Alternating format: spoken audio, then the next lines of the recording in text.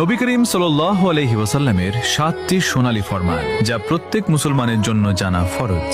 Number 1, তুমি নুজুমের কাছে যেও না, অর্থাৎ জাদুটোনা থেকে সম্পূর্ণ দূরে থাকো। নাম্বার 2, আনন্দ সমূহকে শেষ করে দেয় এমন জিনিসকে বেশি বেশি স্মরণ করো, আর তা হলো মৃত্যু।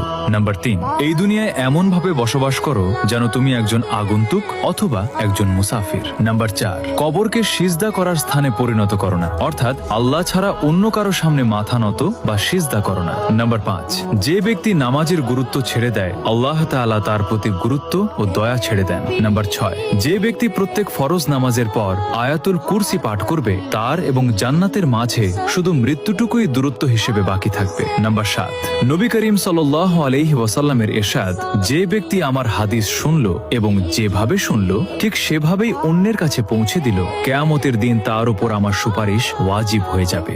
ভিডিওটি ভালো লাগলে লাইক, শেয়ার